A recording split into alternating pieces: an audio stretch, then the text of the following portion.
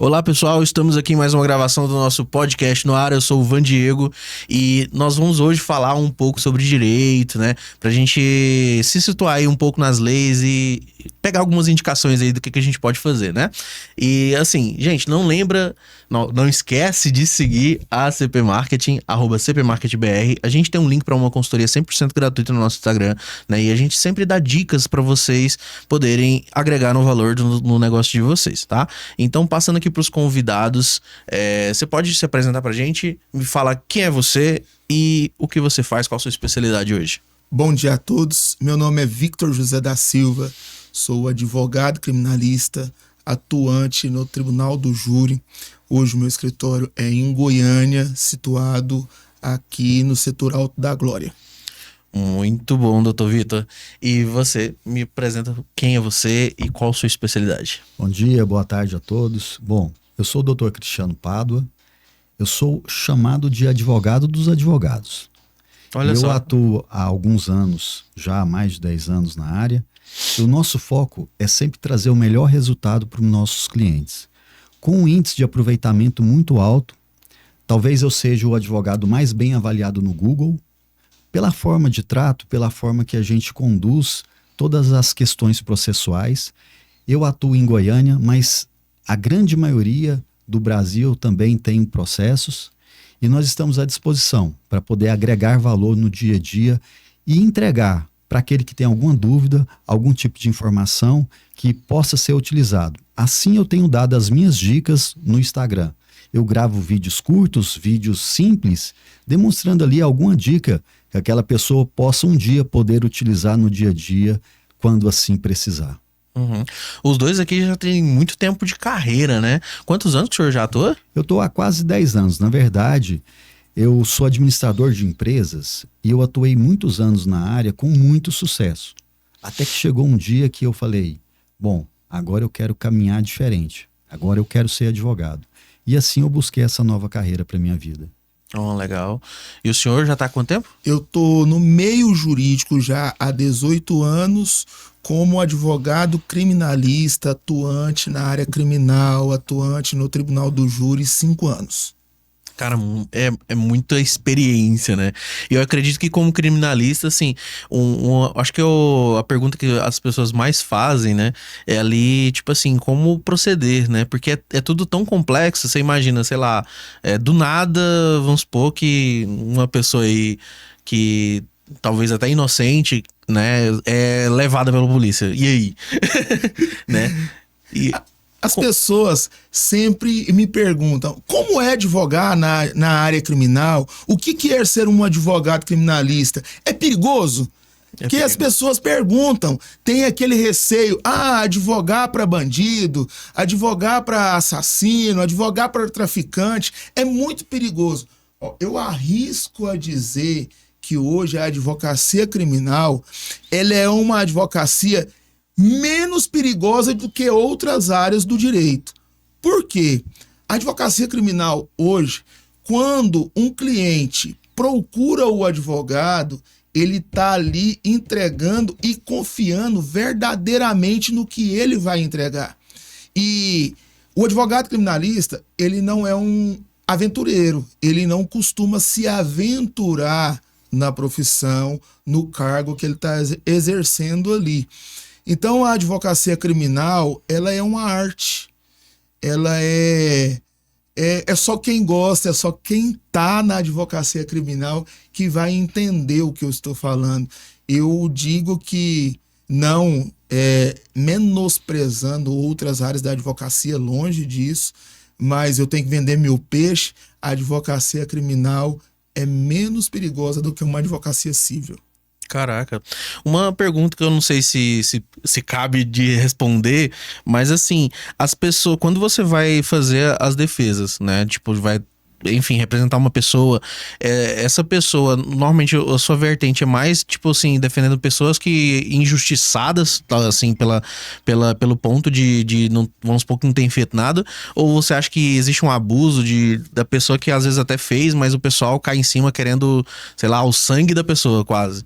Olha, geralmente, nós somos muito criticados na questão de ser um advogado criminalista, de defender o bandido. E não necessariamente nós estamos ali para defender o bandido ou defender o criminoso. Nós estamos ali para defender o direito que ele tem. Uhum. Nós estamos ali para defender o que a legislação permite que defende a ele. Nós não estamos ali para defender o crime, e sim o direito que ele tem, o direito da ampla defesa, do contraditório. Então nós estamos ali para essa finalidade. E muitas vezes, de fato, acontecem várias arbitrariedades em um momento de uma prisão, em um momento de um decorrer de um processo. Muitas vezes você chega em um processo. Eu gosto muito de trazer casos práticos. Eu costumo pegar processos no decorrer de andamentos que você vê que teve ali uma defesa totalmente deficitária, de uma confissão desnecessária, aonde no processo não tem uma prova concreta que ali aquele acusado de fato cometeu aquele crime. Então, eu digo que a advocacia criminal hoje, ela é uma advocacia artesanal. Você tem que trabalhar as minúcias do processo para trazer um resultado positivo para o seu cliente. É muito importante a justiça nesse ponto. Porque, assim, minha pergunta vai muito na vertente de, tipo assim, cara, a gente tava discutindo, inclusive, esses dias, assim, mesa de comida, de almoçando ali, falando sobre isso. Que algumas pessoas, a gente vê que às vezes fez um nada, sei lá, vamos supor, nossa, roubou uma marmita da geladeira, né? E aí a outra pessoa que vai lá, que, sei lá, que matou uma pessoa, tem prova disso. E aí essa pessoa que vai lá, que cometeu o crime lá de homicídio, às vezes pega, tipo, sei lá, 4 anos, enquanto a outra que roubou uma marmita fica 7 anos. E tipo assim, a gente fica, gente, por que isso acontece? Né? Não faz nenhum sentido. Na minha cabeça, assim, obviamente, mas na hora lá, por que isso acontece? Você consegue responder isso pra gente? O que acontece? Hoje, o tribunal do júri, em espécie igual você está dizendo, na questão de a pessoa às vezes comete um crime de homicídio, pega uma pena baixa, e a outra que cometeu ali um crime de roubar uma marmita. Então, o que eu trago hoje na especificação do crime de homicídio? Quem está julgando o crime de homicídio não é o juiz, é a sociedade. Então, você trabalha muito com o emotivo. Nem sempre, necessariamente, aquela pessoa que está sendo julgada ali, ela está sendo julgada pelo direito. Ela está sendo julgada pela sociedade. E você trabalha muito o poder da persuasão. Você trabalha muito ali a emoção. Por que ele cometeu aquele crime? Qual foi o motivo e a justificativa que ele cometeu aquele crime? Ele matou, por exemplo, um estuprador da filha. Que convenhamos que... Entendeu? Ele matou um traficante que estava ameaçando ele. Um júri recentemente que nós fizemos na comarca de Caldas Novas, o nosso cliente réu confesso, ele foi absolvido. E qual foi o depoimento dele que chocou os jurados?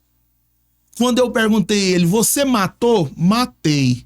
Mas por que você matou? Você consegue explicar para os jurados por que você tomou essa atitude? Consigo, doutor. Até enquanto estava correndo a minha vida em risco, eu estava tranquilo, porque fui eu que procurei esse risco. Mas quando ele chegou para mim e falou assim, eu não quero você, eu vou procurar o seu pai, a sua mãe e o seu irmão, e vou acabar com a vida deles, eu pensei, pera lá, a minha família não tem culpa disso. Inclusive, dias anteriores dos fatos, a vítima foi na casa dele e desferiu vários tiros na casa dele. Então, como é que você fala para mim, aí eu vou condenar esta pessoa? Ele cometeu um ato? Cometeu, é crime, mas ele merece ser condenado. E também não falo que aquela pessoa que pegou ali uma marmita merece ser condenado com a pena exacerbada. Nós precisamos saber qual foi a circunstância, qual foi o motivo que ele levou a ele a cometer aquele crime. Não é porque ele roubou aquela marmita que ele precisa ser condenado, ou porque ele furtou aquela marmita, ele precisa ser condenado. Nós precisamos saber a circunstância, qual foi o motivo que levou aquilo dali. É o famoso 50 tons de cinza, né? Doutor Cristiano, e você, assim, como que você vê essa questão de você, assim, procurar essas nuances, nos casos que você toma, qual que é o seu cliente ideal, assim, normalmente, quando você vai, como diz, quem deveria te procurar? Então, na grande verdade, o meu escritório, ele tem uma grande abrangência, né? Uhum. E passa tudo pela minha supervisão, como eu venho da área de gestão, a gente consegue trazer uma gestão equilibrada para o escritório, trabalhando dentro de cada especialidade. Eu atuo muito com o direito empresarial, eu atuo muito também com aquele cidadão mais simples. Eu estava até contando uma história hoje de um cliente que perdeu um processo por conta de uma forma que o advogado foi defender os direitos dele, que ele tinha uma inscrição de negativação do nome. E esse advogado foi atuar por ele, ele acabou perdendo o processo, ele acabou tendo que pagar uma multa de litigância de má-fé no processo, ele é motorista de ônibus, e esse motorista de ônibus me procurou ajuda porque viu aquelas avaliações que eu tenho boa lá no Google. Uhum. Aí ele falou assim, eu preciso de ajuda, porque minha conta foi bloqueada, eles estão querendo bloquear da minha conta ali 19 mil e poucos reais. Quando eu olhei aquilo, eu sensibilizei. Eu falei, não, deixa eu olhar seu processo. No que eu olhei, na verdade, ele estava devendo R$ 1.200 e mandou-se bloquear 19 mil reais desse cidadão. Como é que eu vou cobrar alguma coisa? Para que ele caia na mão de outro advogado despreparado? Aí o meu escritório vai absorver esses custos. Eu vou atuar como pro bono. Inclusive, essa madrugada eu tirei um tempo meu e não do escritório para trabalhar, já que é pro bono, já que eu não vou cobrar. E eu apresentei a defesa lá no processo, aonde o outro advogado de uma grande empresa, de um grande escritório, que representa uma grande empresa de telefonia, pediu uma execução a qual deveria ser calculado sobre o valor da causa 10% da multa, mas está cobrando o total do valor atualizado da causa, que é 19 mil e poucos reais, e o juiz mandou penhorar esse dinheiro. Então nós estamos pedindo a reversão para cobrar realmente o que é devido, porque não tem mais o que fazer nessa defesa, porque houve uma falha técnica do outro advogado. Então eu atuo desde aquele cliente maior até aquele cliente menor. Por exemplo, nós atuamos também no atendimento àquele que precisa fazer um divórcio. Hoje um divórcio é feito no cartório, por exemplo, se o cliente preferir, em 5 minutos. Eu agendo o horário do cliente, eu marco, as duas partes comparecem, assinam um documento, em 5 minutos eles estão divorciados. A tecnologia nos trouxe, a inovação nos trouxe, a mudança do direito nos trouxe as nuances que nós podemos simplificar e muito a forma como a gente podemos melhorar a capacidade de resolver os conflitos. Então hoje a gente costuma saber que dentro da advocacia, assim como em qualquer profissão, existem os bons e os maus profissionais. Mas infelizmente, a maioria das pessoas, quando entra em contato buscando um advogado, aconteceu o mesmo com esse senhor motorista. E eu perguntei para ele assim, quanto que o senhor pagou para esse advogado? Ele falou, não paguei nada. Por quê? Porque eu ia pagar se eu ganhasse o processo. Então tem muito advogado que está vendendo o almoço para comer o jantar, e eu quero dizer para o seu público, aquele advogado que falar que vai te cobrar um percentual no recebimento do ganho da causa, corre dele. Porque esse advogado não está preparado para te ajudar. Você que vai ajudar ele, porque ele não tem demanda, e se der certo o processo, lá no final ele até recebe. Mas quem é que trabalha de graça? Qual é o advogado preparado? Qual é aquele advogado que está pronto para entregar um resultado, que vai trabalhar em um processo 6 meses, 1 ano, 2 anos, para tentar ver se recebe lá no final? Não existe isso. Então, para qualquer um que tiver esse tipo de proposta e foi criado nesse mundo jurídico, essa ideia de que o advogado recebe um percentual no final e se no final der certo. Nós devemos mudar essa constância desse pensamento, porque cada dia mais nós estamos criando advogados despreparados, mas é despreparado por quê? Porque não tem demanda, ele não consegue pagar nenhum curso para si, Por quê? Porque ele está trabalhando de graça. Igual esse advogado. Além de ter atuado errado, além de ter atuado de graça, ele ainda conseguiu prejudicar o cliente dele, que nesse caso agora eu passei a atendê-lo. Então nós precisamos ter essa atenção redobrada em relação a como escolher o advogado. Pesquise sobre a vida do advogado. Procure entender o que aquele advogado já atuou, quais as causas que ele já ganhou, como que ele pode agregar valor naquele atendimento. Porque não é você que tem que ajudar o advogado, é o advogado que tem que te ajudar. E assim nós temos nos colocado diante da sociedade dizendo, eu estou aqui, pronto para te servir. Muito bom, cara, muito lindo essa história. E assim, uma pergunta, né? Como que você fala assim pro público que tá assistindo, como pesquisar esse advogado? Hoje, quais os meios que vocês indicam utilizar, né? Porque o público, normalmente, o pessoal procura, às vezes, assim, o que o pessoal mais procura é o Instagram, né? Mas, assim, existem outros meios. Como que uma pessoa normalmente procura, né? Tem uma avaliação do Google, tem, né, o Reclame Aqui, tem algumas coisas que a gente até já imagina. Mas tem algum outro método, assim, que mais, digamos, mais confiável? Então, o melhor mesmo a ser feito é uma pesquisa no Instagram, é uma pesquisa no Google. A pesquisa do Instagram é uma pesquisa muito seca. Porque é aquilo ali que o cara tá dizendo o que ele é. Agora, lá no Google, não tem como mascarar. Porque quando a pessoa entra lá e faz um comentário, aquele comentário que aquela pessoa faz, depois nem ela mesma pode modificar. É aquele comentário sincero sobre aquele atendimento sincero, sobre aquela condição sincera que foi aquele atendimento. Então, se a pessoa não tiver nada, se não tiver um site, o advogado não tiver, e o advogado tiver um Instagram, já é um começo.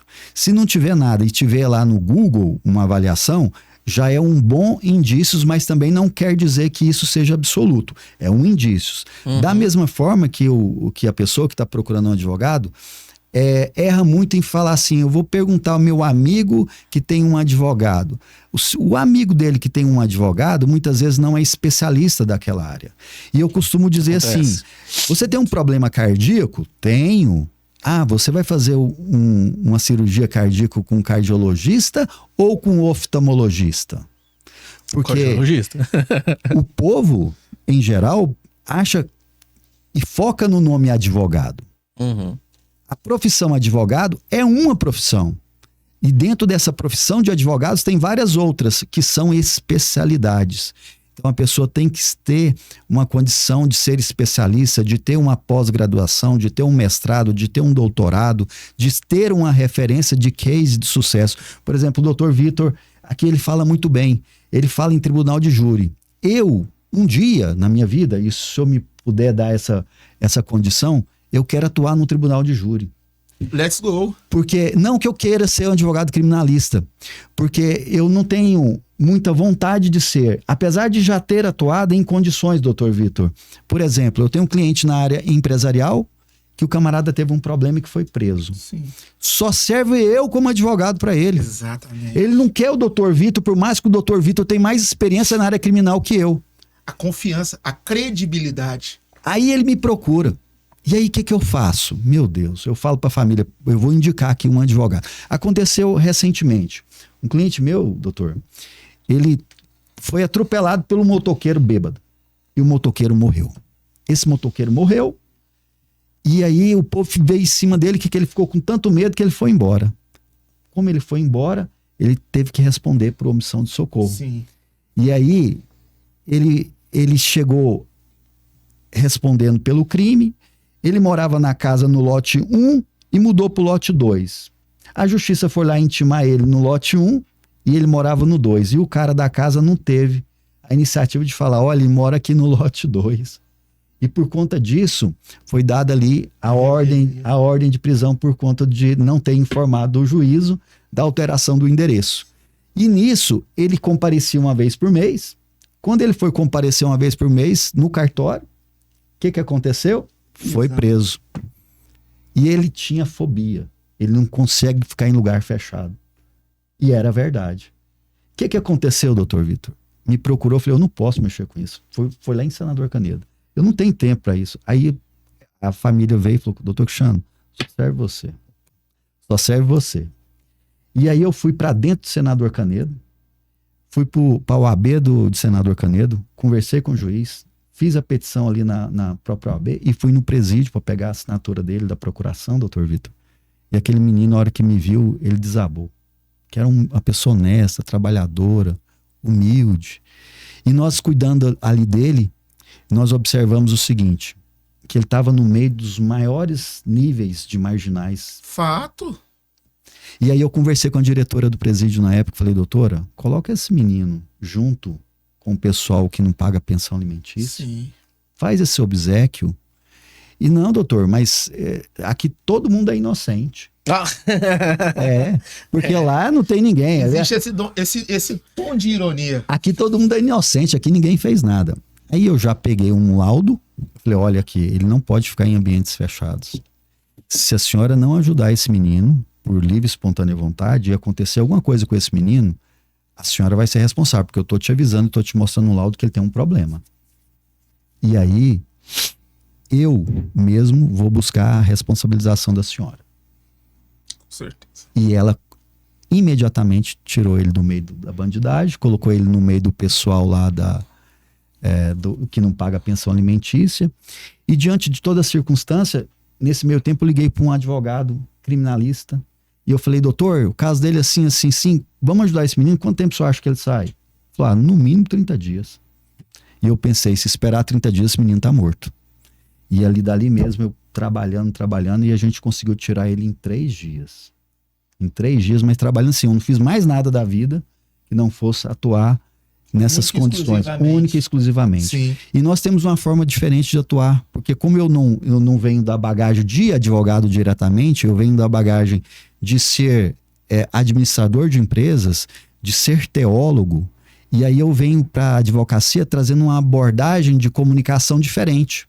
E o meu jeito, o próprio juiz fala que eu atuo diferente. A minha escrita é diferente. A audiência que eu faço, doutor, é diferente de qualquer outro advogado.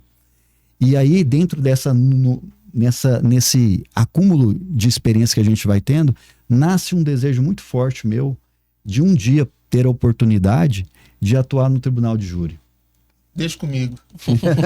Está convidado. Uma pergunta mais ampla um pouco é sobre a questão do pro bono que você falou, né?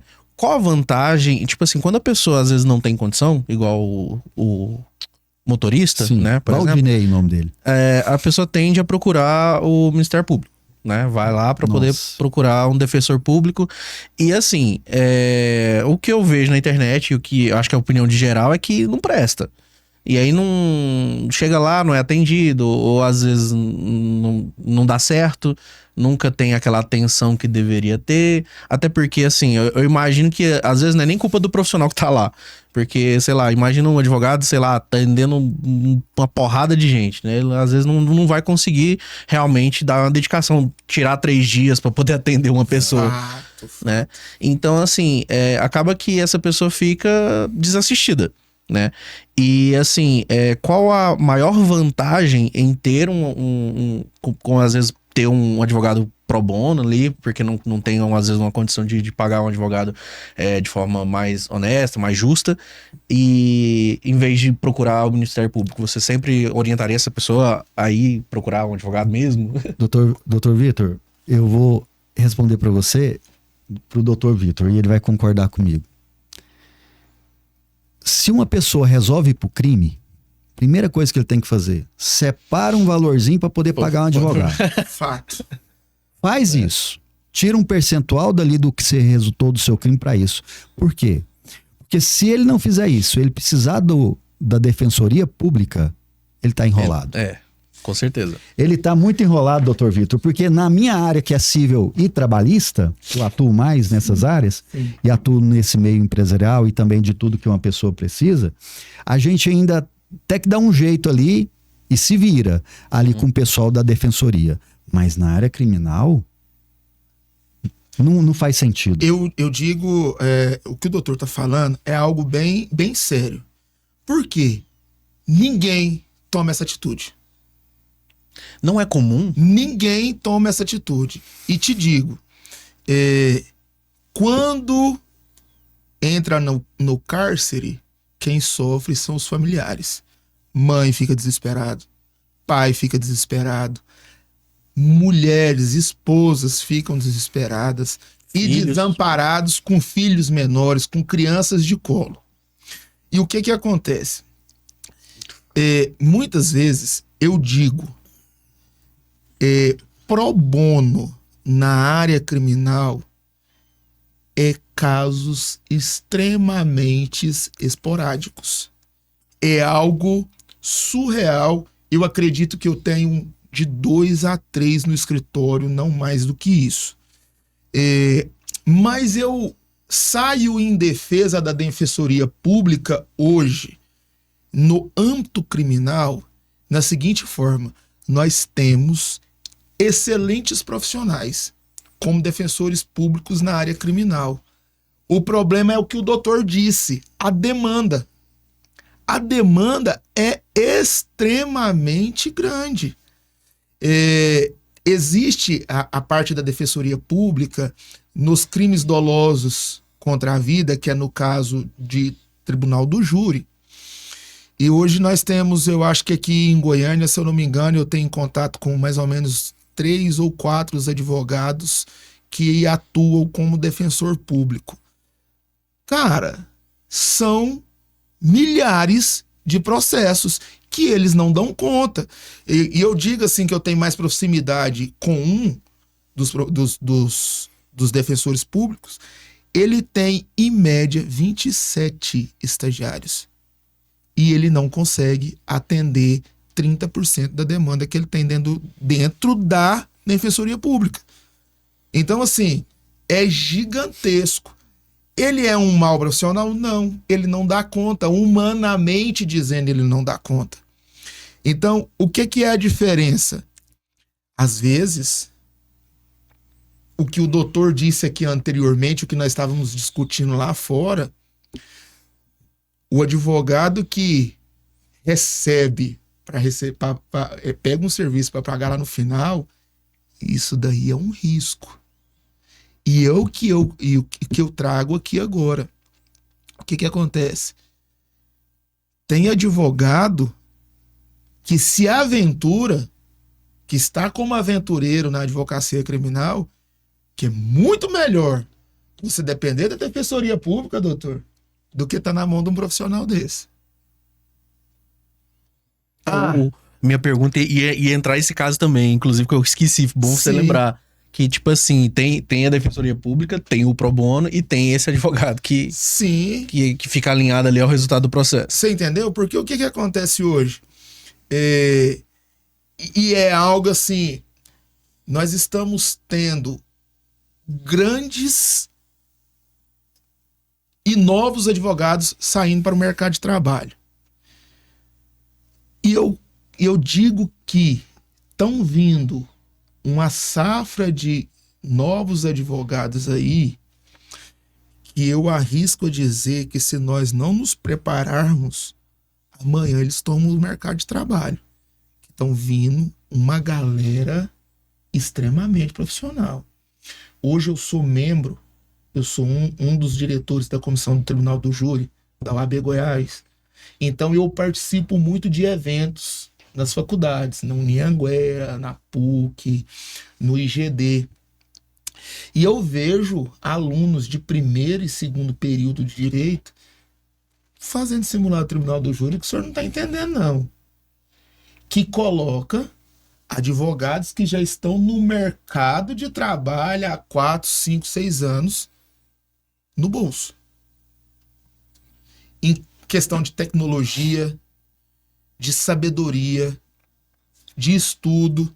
Porque o que acontece? Tem advogado que sai da faculdade e acha que não precisa de estudar mais. Você tá entendendo? Se você não evoluir, alguém vai evoluir. Aí nasce, doutor Vitor, essa condição que o senhor está falando, tem 2 frentes. Eu, por exemplo, no meu escritório, eu desenvolvi uma mentoria para advogados. Fenomenal. O que acontece? Ou o advogado é muito inexperiente, ou ele ficou muito tempo batendo cabeça e nunca aprendeu a advogar. Sim. O que acontece? No nosso mundo de advogados, é a classe mais desunida que existe. Totalmente. Sério? Totalmente. E, por exemplo, o médico, ele não precisa conhecer o outro médico que ele defende. Isso. Porque a classe é protegida entre eles. A nossa classe é muito desunida. Por onde eu passo, eu tenho tentado fazer alianças. Ao ponto de, quando está no andamento do processo, ou quando o processo finaliza, eu trato com tanto respeito o meu colega, que quando termina, ele fala, doutor, eu preciso de aprender com o senhor. Como é que o senhor faz isso? Como é que o senhor tira essa abordagem assim? Como é que é isso que você faz nessa audiência desse jeito assim? Foi aí que nasceu uma questão de mentoria para advogados. Eu, por exemplo, doutor Vitor, dentro do meu escritório, eu represento outros escritórios de grandes nomes aqui de Goiânia em situações completamente extremas para alcançar uma solução jurídica que aquele escritório muitas vezes não consegue e está perdendo aquela ação e vai perder aquele grande cliente. Esse escritório me contrata para achar uma solução jurídica e para apresentar aquela solução jurídica, e eu apresento, e quem assina aquele desenvolvimento daquela petição são eles, mas quem desenvolveu foi eu. Por isso que no começo aqui eu falei, eu sou conhecido como um advogado dos advogados. Ou quando um advogado não quer atuar em causa própria porque ele vai colocar a emoção dele no meio, Sim. ele me contrata. Então, e a gente estava também falando do pro bono. Por que eu faço pro bono? Eu gosto de fazer pro bono? Não é questão de gostar. Quando eu fui passar na OAB, na segunda fase, a OAB errou na correção da minha prova. Era para me ter tirado 9,8 e eles me deram 4,2. E eu precisava tirar no mínimo 6 para ser aprovado. Entrei com um recurso, contratei um especialista de recurso, a minha nota de 4,2 foi para 4,8. Aí, bom, vou ter que fazer tudo de novo. E aí eu tinha um outro recurso que é pouco conhecido, e eu mesmo fiz esse recurso, mas aquele recurso, cada 1.000 dava certo um só. Sim. E lá eles consertaram a minha nota. Mudaram a minha nota, então, de 4,8 para a nota real que eu tinha tirado, que foi 9,8 na segunda fase. E fui aprovado. Nesse meio tempo, a minha mãe, a minha saudosa mãe, estava em casa e ali ela estava ali com o pessoal da igreja. E aí aquela pessoa da igreja falou assim, eu não sei o que você faz, o que você quer fazer, mas vai dar certo. E aí, naquele dia eu falei com a minha mãe, olha, eu sendo aprovado pelo OAB, sempre que alguém me procurar que precisar e que não puder pagar, pelo menos um por semana, eu vou fazer pro bono, eu vou fazer sem cobrar.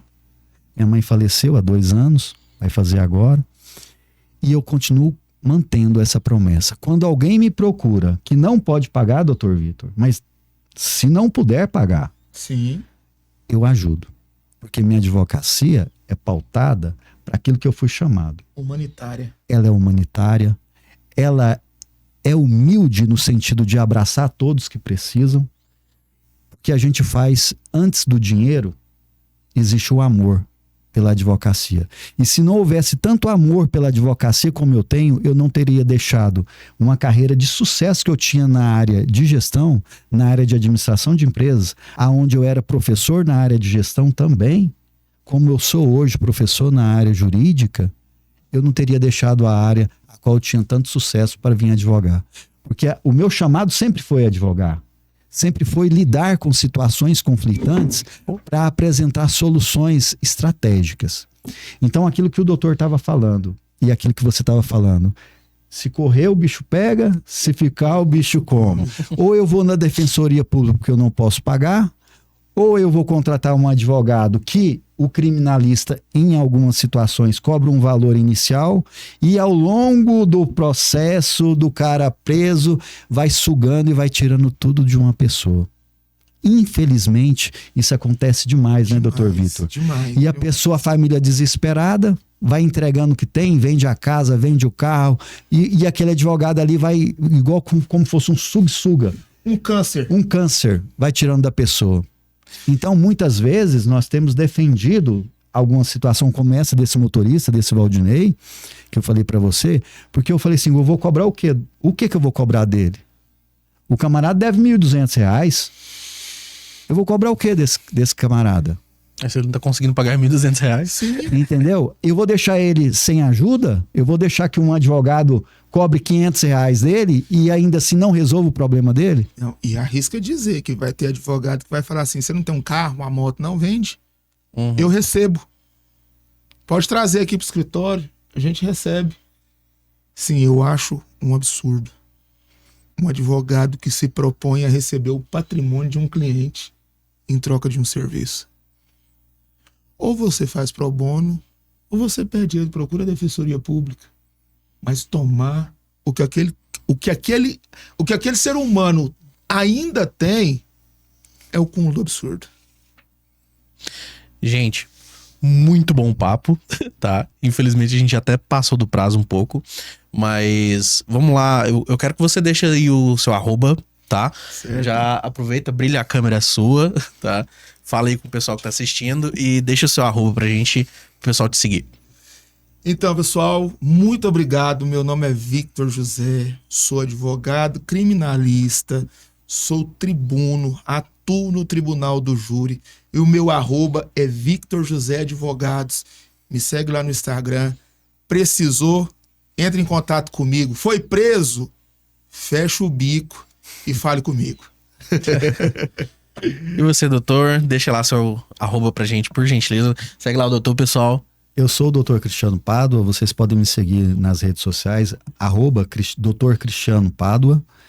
E eu atuo muito na área civil e na área trabalhista, sempre oferecendo soluções estratégicas para o meu cliente. A minha solução é focada no resultado positivo.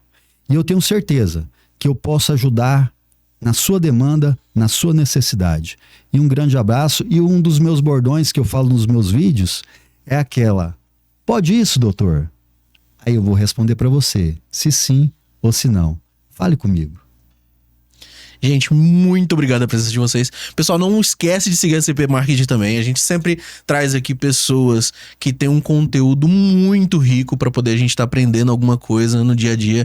Então segue, ativa o sininho das notificações para não perder nenhum episódio, tá? A gente vai ficando por aqui. Muito obrigado. Valeu. Valeu. É isso.